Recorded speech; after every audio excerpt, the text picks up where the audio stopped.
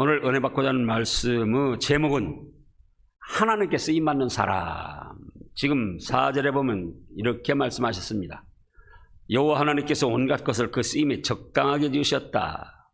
선한 사람은 선한 대로. 때로는 우리가 아니 저런 악한 사람은 왜 하나님이 존재하도록 놔두시는가, 그렇게 의아심을 가질 때가 있는데, 악인도 악한 날에 악을 행하다가 망할 자들로 적당하게 지으셨습니다. 자, 사람은 결과적으로 누구에겐가 쓰임을 받으며 살아가고 있습니다. 크게는 국가의 쓰임을 받기도 하고, 어떤 왕이나 대통령에게 쓰임 받기도 하고, 작게는 가정에서 아내는 남편에게, 남편은 아내에게, 부모는 자식에게, 자식은 부모에게 서로 쓰임 받으며 살아가게 되는 겁니다. 그런데 이 쓰임 받는다는 사실이 못마땅해 가지고 아무에게도 쓰임을 받지 못하고 아무 일에도 쓰임을 받지 못하면 그 사람은 그야말로 무용지물입니다. 물건은 있지만 아무짝에도 쓸모없는, 없는 것이나 같은 존재라는 거예요. 쓰임을 받는다고 할 때도 시시하게 쓰임 받는 것보다 최고의 지존이신 하나님께 쓰임 받는 것이 영광스럽고 축복된 것입니다. 그런데 그 하나님께 쓰임 받는데도 악하게 쓰임 받느냐, 선하게 쓰임 받느냐, 이것이 중요합니다. 같이 하나님께 쓰임 받는 것 같아도 악하게 쓰임 받는 대표자, 가룟 유다 같은 사람, 그건 인생 자체도 실패요, 영원한 부끄러움과 형벌을 당하게 됩니다. 선한 일에 선하게 쓰임 받아야 그 사람은 복이 있고 인생에 성공을 하는 것이고 행복을 누리게 되는 것인데, 자, 그러면 오늘 본문 말씀을 통해서 우리가 하나님 앞에 선하게 쓰임 받는다고 할 때 어떤 준비를 해야 되는가? 우리 자신이 스스로를 모릅니다. 내가 하나님 앞에 선한 자로 쓰임 받을지 악한 자로 쓰임 받을지. 그렇다면 어떻게 해야 되는가? 성경 말씀을 통해서 내가 선한 일에 선하게 쓰임 받을 수 있는 준비를 하는 겁니다. 그러면 하나님이 그것도 다 아시고 선한 일에 선하게 써주시는데, 그렇다고 할 때 첫째로 하나님께 선한 일에 선하게 쓰임받을 사람은 성삼위 하나님의 존재를 믿고 섬기며 신뢰하는 사람이어야 합니다. 너무도 당연한 말씀이죠. 근데 인간들은 그걸 싫어요. 왜 꼭 하나님만 섬기고 믿어야 되냐? 그건 편협적이다. 왜 그렇습니까?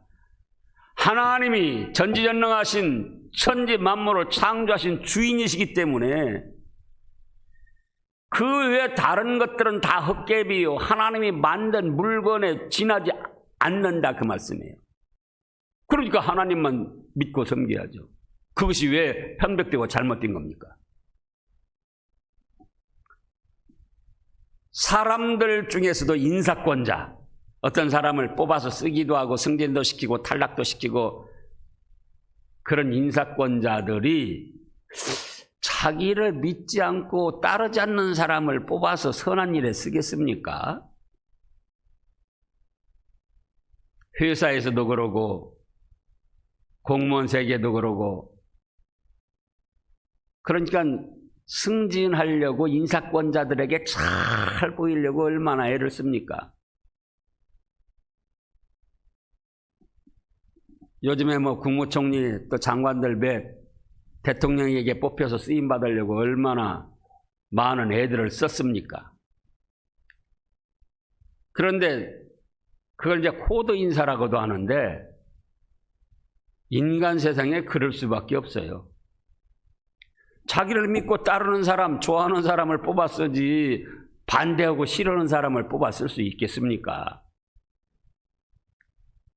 그래서 인간들의 인사권자도 자기를 믿고 따르고 섬기는 사람들은 혹시 다른 사람의 반대가 있다 할지라도 인사권자로서 그 사람들을 뽑아 쓰는 거예요.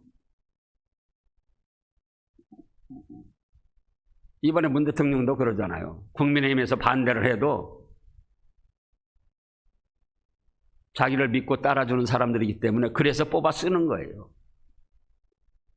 하나님께서는 더더구나 마찬가지입니다. 천지만물을 창조하신 유일하신 하나님이신데 그 하나님이 자기를 믿지 않고 따르지 않고 섬기지 않고 그런 사람들을 뽑아서 선한 일에 쓰시겠느냐 그 말씀이에요. 그래서 히브리서 11장 6절에 보면 우리가 잘 아는 말씀 뭐라고 하셨습니까? 믿음이 없이는 하나님을 기쁘시게 할 수 없나니 하나님께 나아가는 자는 그가 반드시 계신 것과 또요 그가 자기를 찾는 자들에게 상 주시는 이심을 믿어야 한다. 우리 자신도 마찬가지예요. 나를 따르지 않고 믿어주지 않고 불신하는데 그런 사람을 내가 어떤 좋은 위치에서 뽑아서 쓸 수가 있습니까? 나쁜 뜻으로는 써먹을지 몰라도 선한 좋은 일에는 안 써줍니다. 이 너무나도 당연한 사실을 인간들이 조금 머리가 있다고 해서 그거를 거부하고 편협하다고 그러고 싫어하는 거예요. 그러면 그 사람들은 악한 일에 쓰임받고 멸망당할 수밖에 없습니다. 그래서 결국 인간은 누구에겐가 쓰임받고 간다. 그렇다고 할 때 높고 훌륭한 분에게 뽑혀서 쓰임받는 것이 영광이고 축복이다. 그렇다고 할 때 하나님처럼 높고 위대하시고 영광스러우신 존재가 어디에 있느냐. 그래서 하나님 앞에 쓰임받는 것이 좋다. 그럼 하나님 앞에 쓰임받는데 악한 일에 쓰임받느냐, 선한 일, 좋은 일, 영원한 축복이 될 일에 쓰임받느냐. 거기에서 어떻게 해야 된다고요?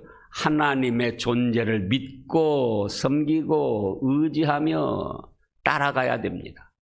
오늘 또 그래서 우리가 이 자리에 모인 겁니다.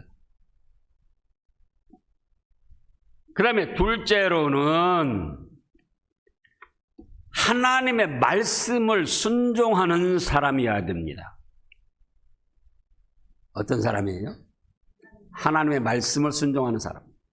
하나님께서는 자신의 뜻을 선지자들에게 계시해 주셔서 열어 보여주셔가지고 선지자들을 통하여 하나님의 말씀, 하나님의 뜻을 기록하게 하시고 보존케 하셨습니다.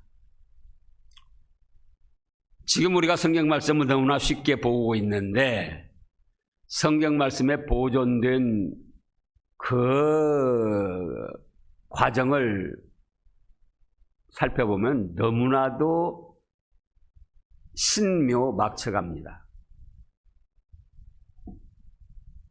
신약만 2000여 년 내려오면서 천재지변을 비롯해서 악한 사람들의 방해와 공작이 얼마나 많이 있었습니까? 그래서 한 가지 예로 성경 말씀이 보존된 그 과정이 이스라엘 사해의 쿰란 동굴이라는 데서 한 100여 년 전에 발견이 됐어요. 그런데 왜 거기에서 발견이 됐냐? 이제 다른 성경도 진작에 발견되고 그랬지만은 그때 당시 기독교를 박해하니까 로마 황제가 기독교를 박해하니까 참 신앙인들이 그냥 절벽으로 된 쿰란 그런 산 동굴을 중간에 동굴을 이제 위도 아니고 아래도 아니고 그러면 이제 사람들이 오니까 동굴 중간에다가 굴을 팠어요. 절벽, 큰 바위산 절벽에다가 동굴을 팠다고요. 그러니까 거기 갈 수가 없죠. 근데 그 동굴이 이 성경 말씀을 보존하게, 항아리에다 보존했는데 성경 말씀을 보존하기에 가장 적합한 습도와 온도를 가지고 있었던 거예요.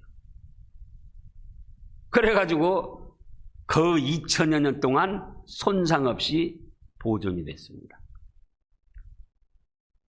한 일부가 그래요. 그래서 세월이 흐르고 시대가 급변한다 할지라도 이 하나님의 말씀, 천지만물을 창조하시고 만물의 생사하고 주장하시는 하나님의 말씀은 변하지가 않아요. 어느 시대에 어떤 사람들이든지 삶의 규범으로 하나님의 말씀을 붙들고 살아야 됩니다. 그런데 하나님께 선하게 쓰임받는다고 할 때 그 하나님의 말씀을 불신하고 거역하고 그런데 하나님이 그런 사람을 선한 일에 복받을 일에 사용하시겠느냐 그 말씀이에요. 하나님으로부터 선하게 쓰임받는 그 첫째 조건이 뭐라 했습니까? 하나님을 믿고 섬긴다. 그럼 하나님을 믿고 섬긴다고 할 때는 마음과 영적인 문제예요. 믿음이라는 거는. 그걸 겉에서 어떻게 측정하고 판단할 수 있습니까? 속을 확 뒤집어서 그 믿음이 정말 좋은지 진짜인지 나쁜지 약한지 그거 살펴볼 수도 없잖아요. 그런데 하나님을 잘 믿고 섬기며 따르는가 아닌가는 뭘 알 수 있느냐 하면은 성경 말씀을 하나님의 말씀으로 믿고 이 말씀에다가 자기 자신을 굴복시켜서 순종해 나가면 그 사람은 하나님을 믿고 섬기는 진짜 신자예요. 하나님께 귀하게 선하게 쓰임받을 수 있는 조건을 갖춘 사람이에요. 그런데 아무리 믿음 생활을 몇십 년 하고 성경을 몇 번 통독을 하고 또 쓰고 또 신앙서적을 몇천 권 읽고 신앙 지식이 유창하게 박사들 못지않다 할지라도 하나님의 말씀에다 자기 자신을 굴복시켜서 순종하지 않으면 그 사람은 믿음이 약한 사람이고 없는 사람이에요. 직분이 목사하고 장로고 별별 직분을 다 가졌고 몇십 년 신앙생활하고 책을 몇천 권 읽고 신앙 지식이 아무리 청산유수로 풍부하다 할지라도 하나님의 말씀에 자기 자신을 굴복시키지 않고 순종하지 않는다면 그 사람은 어떤 사람이다? 믿음이 없든지 약하든지 적은 사람이다 그 말씀이에요. 믿은 지 얼마 안 됐어도 성경 지식이 없어도 성경 말씀을 한 번도 통독하지 못했어도 그때그때 주시는 말씀을 붙들고 자기 자신을 거기에다가 순종시키고 굴복시켜 나가면 그 사람은 믿음이 좋은 사람이에요. 한 대표적인 예로 여러분도 아실 거예요. 도올 김용욱이라는 자가 있어요. 머리 빡빡 깎고 TV에도 있다가 나오고 몇 개국 6, 7개국어를 하고 미국 허버드 대학에서 철학 박사 학위를 받고 여러 곳에서 또 학위도 받았어요. 그 자를 살펴봤더니 어려서 장로교 가정에서 자랐어요. 그리고 대학도 여러 개 나오고 근데 지금 혼나는 소리가 뭡니까? 얼마 전에 바로 5월 달의 일이에요. 바로 며칠 전에 서울에서 강연을 했는데 동학 강연을 했는데 동학의 한 울림이 동학에서 말하는 한 울림이 개신교에서 우리 기독교에서 말하는 하나님보다 큰 하나님이라는 거예요. 그러면서 인내천사상 내가 곧 하늘입니다. 동학이 그래요. 그러면서 또 뭐라고 했느냐? 이승만 초대 대통령은 미국 교회다. 지금 현충원에 안장되어 있는데 그거 파묘해 내버려야 된다. 그런 엉터리를 소리를 하고 있는데 그 사람이 지금 뭐 하느냐? 인기가 대단해요. 또 한국신학대학교 교수예요, 교수. 아니, 동학의 하나님이, 하늘님, 거기서 하늘님이라고 그래. 하늘님이 기독교가 말하는 하나님보다 더 큰 하나님이라고 말하는 그런 작자를 한국신학대학교 목사를 기르는 대학교의 교수, 석좌교수, 그것도 석좌교수라 그 말씀이에요. 그러니 기독교가 타락을 안 할 수가 있습니까? 책을 몇천 권, 만 권 막 그렇게 가까이 읽었다는 거예요. 자, 책 그 몇천 권 읽는다는 게 쉬운 게 아니에요. 하루에 한 권씩 1년이면 365권, 10년 동안 하루에 한 번씩 한 권도 하루도 빠지지 않고 읽어야 10년 동안 읽으면 얼마예요? 3,650권. 예를 들자면. 그렇게 어려운 건데 책을 뭐 하여간 얼마나 많이 읽고 신앙 지식이 또 성경도 원어로 보고는 그거를 풀어서 책을 썼어요. 그러면 믿음이 좋은가? 아니 동학 하늘님이 기독교 하나님보다 크다고 하는 그런 작자가 성경을 원어로 풀어서 썼으면 뭐 할 것이고 신앙 서적을 몇천 권 읽었으면 뭘 거냐 그거예요. 결국은 그 작자는 예수님을 바로 믿을 수 있는 사람들을 바로 믿지 못하게 멸망길로 이끌어는 악한 일에 쓰임을 받게 됐더라 그 말씀이에요.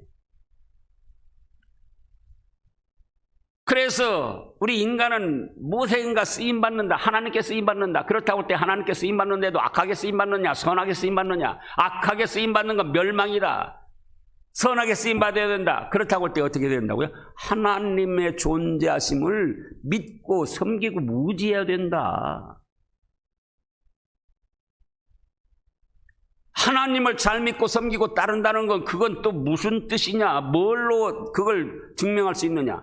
성경 66권 말씀이 살아계신 하나님의 말씀이요. 그 말씀에다가 자기의 뜻이나 사상이나 자기의 이념이나 자기의 생각, 자기의 깨달음을 굴복시켜서 말씀에 순종해 나가는 그 사람이 믿음이 좋은 사람이고 믿음이 강한 사람이고 하나님께서 기뻐하셔서 선한 일에 쓰시는 사람이다 이 말씀이에요.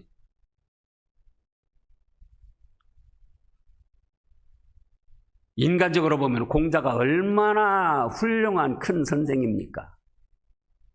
예? 도덕 윤리 면에서.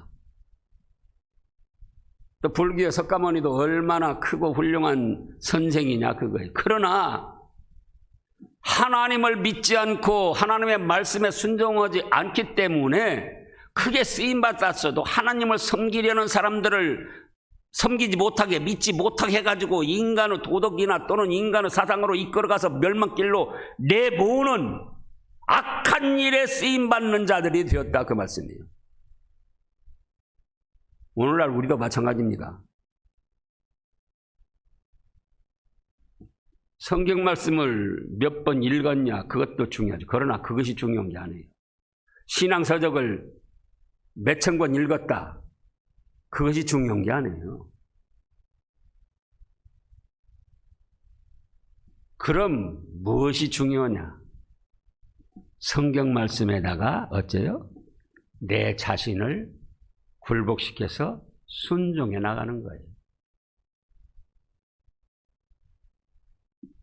부부간에도 그렇습니다. 부부간에도 아내가 남편을 사랑한다, 좋아한다. 아내가 남편을 그렇게 사랑한다, 좋아한다 그런 거예요.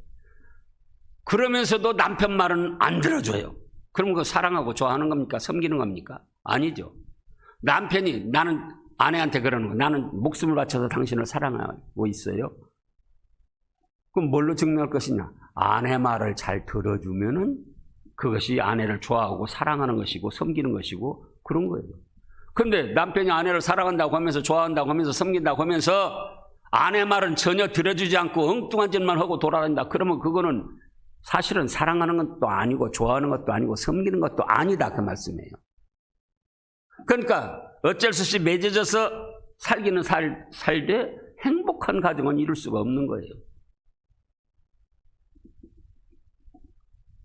신앙생활도 마찬가지입니다. 하나님이 쓰시는데 선하게 쓰임받아야 된다.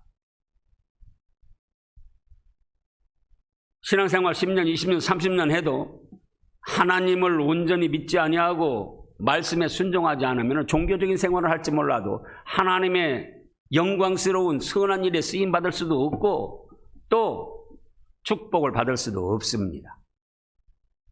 비록 몰라도 신앙생활한 지 얼마 안 됐어도 직분이 없어도 그때그때 받은 하나님의 말씀 그렇습니다. 이미 말씀했잖아요. 전전주에 한 주인만 섬기라. 예, 그렇습니다. 오직 하나님 한 분만 섬기겠습니다.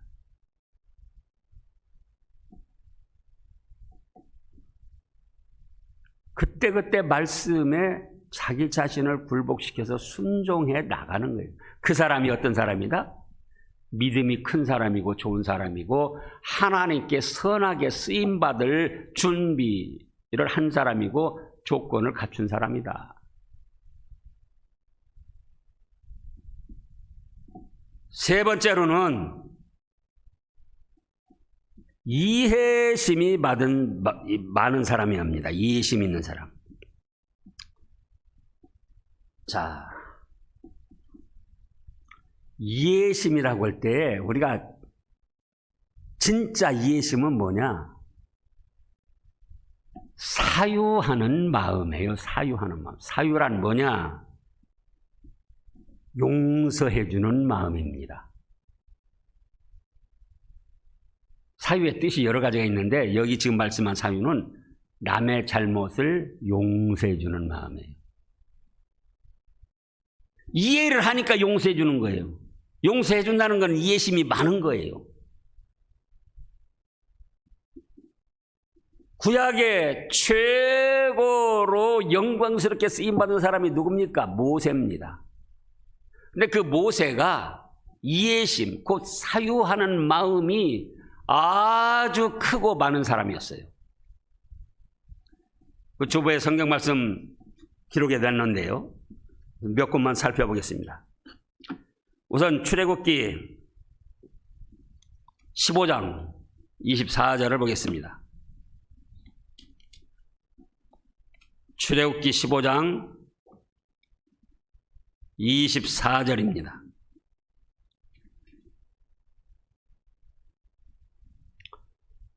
백성이 모세에게 원망하여 이르되 우리가 무엇을 마실까 하며 자, 이때는 어떠됩니까? 홍해바다가 가로막혀 있는데 거기서 백성들은 또 14장에 보면 얼마나 원망하고 불평하고 애굽에 죽을 자리가 없어가지고 이곳까지 끌어와가지고 또 죽이려고 하냐. 모세에게 원망, 불평, 비방을 얼마나 많이 했어요. 그런데 아이 그러지 말아라. 하나님께서 오늘날 너희를 위하여 일하실 거니까 잠잠히 있어 봐라. 그래가지고 하나님께 기도했더니 홍해바다를 가르고 홍해바다를 마른 땅처럼 한 사람도 상함없이 건넜습니다. 그래가지고는 또 좋아가지고는 막 찬송을 하고 소고를 치며 춤을 추고 그랬어요. 이스라엘 백성들이. 그러다가 3일길 왔는데 물이 없는 거예요. 물이. 그래가지고는 물을 만났는데 써서 독해서 먹을 수가 없어요. 그래가지고 또 막 원망 불평을 합니다. 그러니까 하나님이 모세가 또 하나님께 기도했어요. 그래서 나뭇가지를 꺾어서 그리 던져라. 그래가지고는 그렇게 했더니 물이 또 달아졌어요. 그래서 그 물을 먹게 됐는데 지금 15장 그 말씀이에요.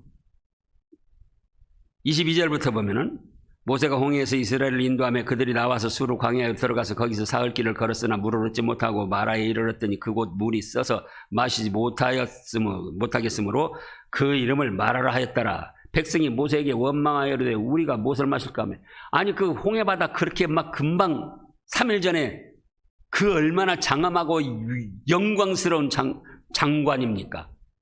그걸 목격하고도 물이 조금 없다고 또 모세를 원망 불평하는 거예요.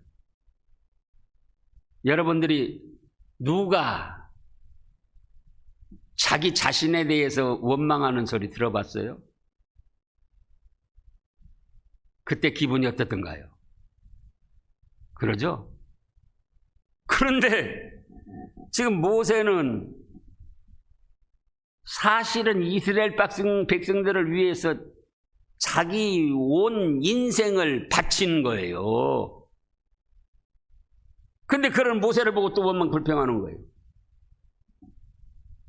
그러면 그럴 때 어떻게 하겠습니까? 근데 모세는 25절에 보면 하나님께 다시 부르짖어 기도하는 거예요. 백성들이 그럴 수 있습니다. 하나님께서 너그럽게 보아주시고 이 백성을 위하여 물을 달게 해주시옵소서. 그래서 나뭇가지를 던졌더니 하나님 말씀대로 나뭇가지를 던졌더니 물이 달게 돼서 잘 먹었습니다. 그 뒤에도 수없이 조금만 자기들의 육신적인 어떤 요구가 채워지지 않으면 원망 불평을 합니다. 그러다가 민수기 16장으로 가겠습니다. 민수기 16장. 성경 말씀을 다 찾아볼 수가 없으니까 민수기 16장 1절부터 보면은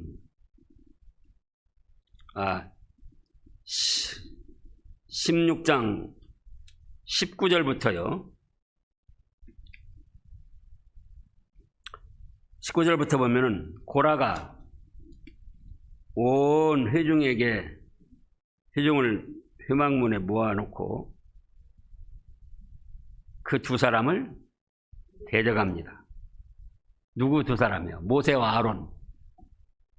그런데 16장 1절에 보면은 레위 증손 고아서 손자 이스라엘 아들 고라와 루벤 자손 엘리야바 아들 다단과 아비람과 벨레스 아들 오온이 당을 짓고 2절에 이스라엘 자손 총회에서 택함을 받은 자, 곧 회중 가운데서 이름이 있는 지휘관 250명과 함께 일어나서 모세를 거스르며 지금 19절에 와서 고라가 온 회중을 회막문에 모아놓고 그 250명 지휘관 뽑힌 사람들, 그 사람과 이스라엘 백성들 전체를 모아놓고는 모세를 대적합니다.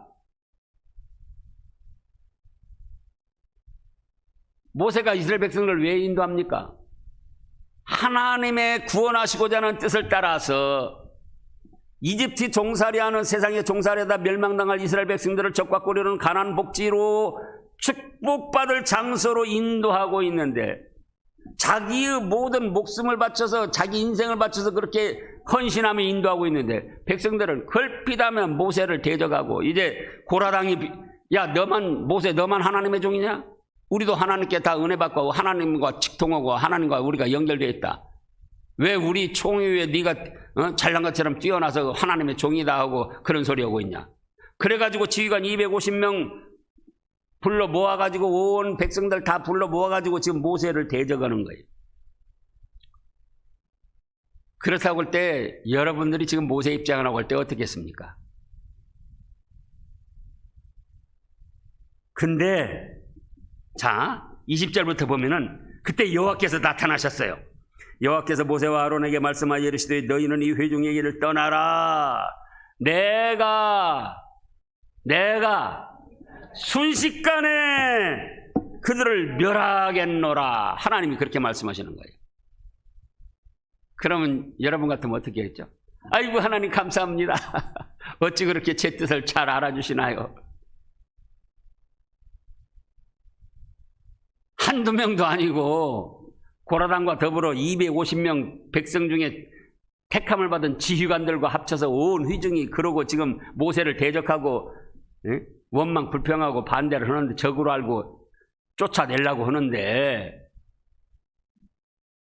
모세가 또 자기가부터 하나님께 무슨 그 사람들 보내달라고 한 게 아니에요.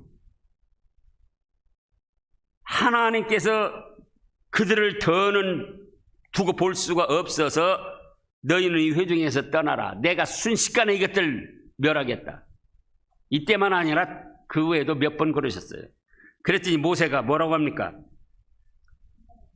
22절에 그 두 사람이 엎드려 이르되 하나님이여 모든 육체의 생명의 하나님이여 한 사람이 범죄하였거늘 온 회중에게 진노하시나이까.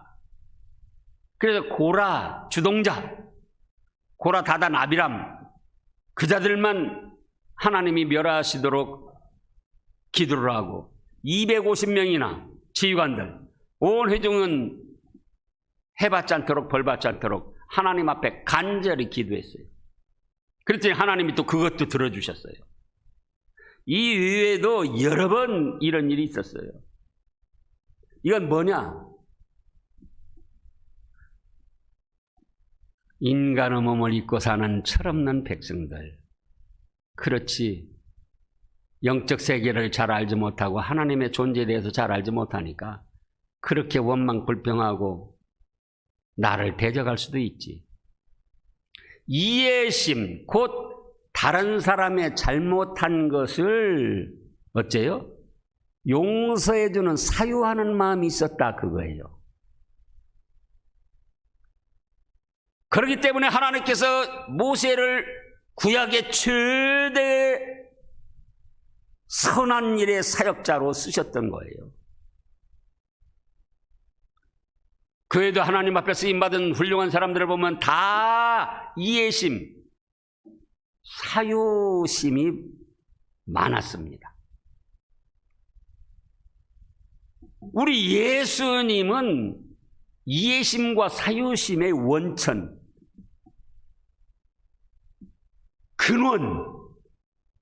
근원에서 흘러 넘치는 샘물이었어요. 베드로가 그랬잖아요. 너무 우리가 잘 알고 있잖아요. 베드로가 뭐라고 그러지? 예수님께서 예수님, 형제가 저에게 잘못하면 7번 용서해 주면 되겠죠? 예수님 뭐라고 하셨죠? 그래, 그 정도면 됐다. 아니고 7번씩 70번, 70번씩 7번이라도 용서해줘라. 그게 뭡니까? 잘못한 사람에 대해서 이해하고 사유하는 마음이에요. 용서해주는 마음. 또 현장에서 가늠하다 잡힌 여인이 붙잡혀왔죠. 돌로 쳐 죽임을 당해야 됩니다. 요한복음 8장에 보면. 그런데 예수님이 뭐라고 하셨죠? 너희 중에 죄 없는 자가 먼저 돌로 치라. 그러시고 그래도 그때 오늘날 사람 같으면 자기 죄는 감추고 돌로 칠 거예요. 근데 그때 사람은 그래도 믿음이 있었어요. 한 사람 한 사람 다 집으로 돌아갔어요. 오늘날 보라고요. 자기 죄가 얼마나 많은데 그건 딱 감추고 다른 사람 잘못하면 막 지적하고 꼬집고 뜯고 정죄를 하고.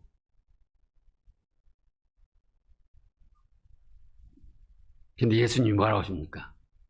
나도 너를 정죄하지 아니하노니 가서 다시는 죄를 범하지 말라.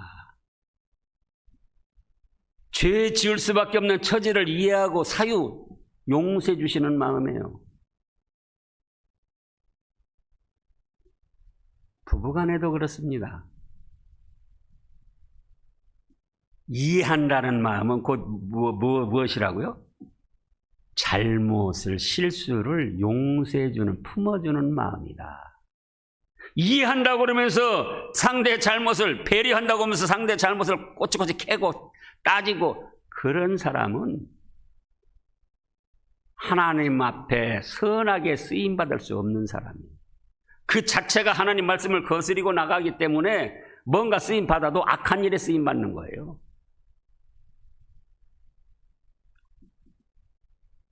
남편이 완전합니까? 완전하지 못하죠. 그러면 아내들 마음에 남편의 바람직하지 못한 점이 있어도 그래, 남편도 인간이고 연약한 사람이고 실수를 하는 사람이지. 그럴 수도 있지. 그렇게 이해하고 사유하는 마음을 가질 때 그 가정에 하나님에게 선하게 쓰임받아서 행복이 오는 거예요. 근데 왜 그랬어? 아내가 남편을 볼 때도 그렇고 남편이 아내 볼 때도 그렇고 남편이 아내를 봅니다. 왜 그렇게 했어? 잘못한 것도 아니고 자기와 틀리다고 그런 거예요 지금. 왜 그렇게 했어? 지적하고 캐고 따집니다. 그러면 자기는 잘나서 하는 것 같지만은 이미 하나님의 뜻을 자기 자신이 불순종한 것이고 그 가정에 평화를 깨는데 행복을 깨는데 악한 뜻으로 쓰임받게 됐다 그 말씀이에요.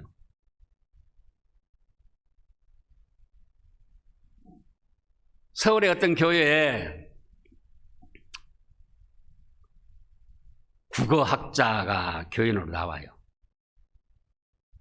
그런데 뭐 주보 같은 것도 뭐 나오면은 국어 문법적으로 따지는 거예요. 그 국어학자가 예배 시간에도 그것만 보고 있고 뭐 틀린 데 없는가, 토시 빠진 거 없는가, 뭐 문법이 맞는가 안 맞는가. 그리고는 예배 끝나고 나면 이제 그거 목사님한테 그거 얘기합니다.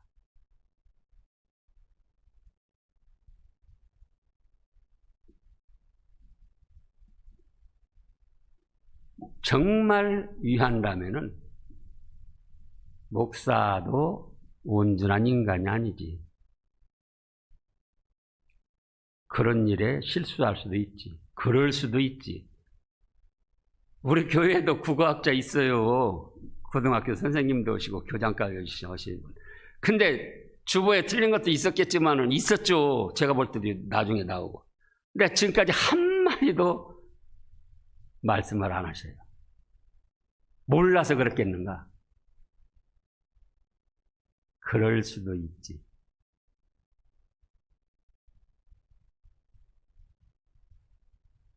자식들이 마음에 다 듭니까? 한 10여 년 전, 10여 년도 못 되나요?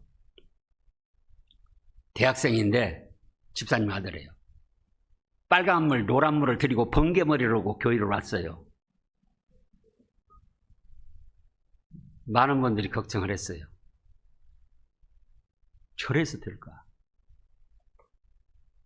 근데 지금 성실한 직장인이 되고 아들이 돼가지고 잘하고 있어요. 젊은 애들이 그럴 수도 있지. 아직 큰아는 중에 뭐 알지도 못하고 자기 생각한 것이 좋게 여기서 그럴 수도 있지. 왜 이해심이 없냐 그거예요. 네?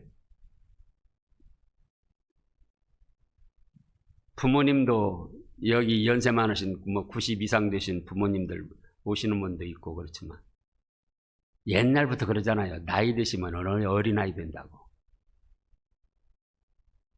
하신 말 또 하고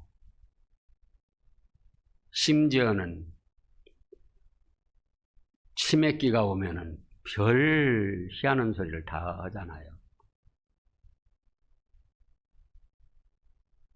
그러면 어떻게 생각해야죠? 연세가 드셔서 그럴 수도 있지. 그러니까 부모 자녀지간의 관계가 화평하게 좋게 되는 거예요. 좋은 일에 쓰임받은 거예요. 그렇게 하니까. 근데 그렇게 그럴 수도 있지 생각을 안 하면은 왜 저럴까?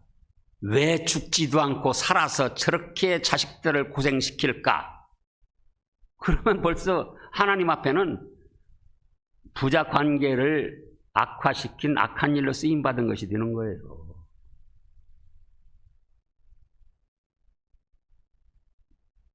여러분들 생각해 보시라고요. 저도 불완전한 인간입니다. 제가 완전하다면 여기 있겠어요? 하늘나라 가버리지? 신이 돼버리지? 그러잖아요.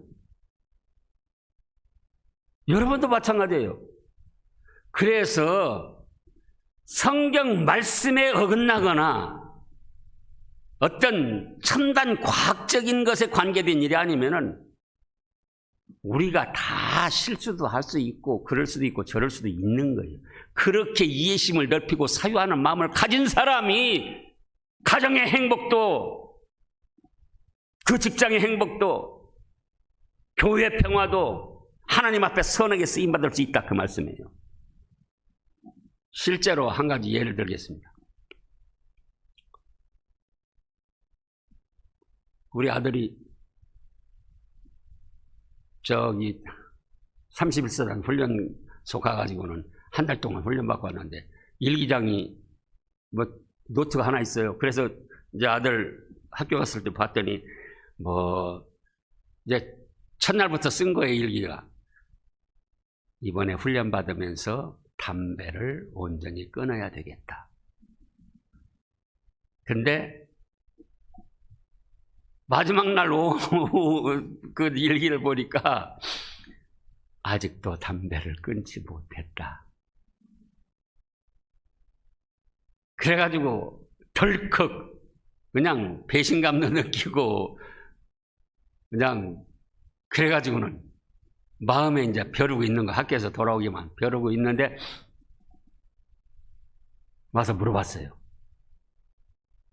정답게 물어봤죠. 너 이게 뭐냐? 그거 어떤 내가 내버리고 가가지고 이렇게 보니까는 안 쓴 부분이 많아가지고 내가 아까워서 가져왔어. 다 그런 숨은 사연이 있는데 자기 혼자 지레 짐작하고 화를 냈더라면은 어떻게 되겠습니까? 그럴 수도 있지. 자, 따라서 해보세요. 그럴 수도 있지. 아내를 향해서, 남편을 향해서 우리는 온전한 사람들이 아니에요. 바르게 고쳐주겠다. 그것이 교만이에요. 꼬치꼬치 캐고 따지고. 그런 사람들을 여러분들 뭐라고 하죠? 뭐라고 하죠? 까다로운 사람. 안 좋아하잖아요. 그러면서 왜 여러분들은 그렇게 하려고 그래요? 하나님 앞에 선한 일에 쓰임받는 사람은 이해심은 곧 어디까지다? 상대의 실수나 잘못을 용서해주는 이해심. 그런 사람을 하나님께서는 선한 일에 선하게 쓰시고 축복해 주십니다. 기도하겠습니다.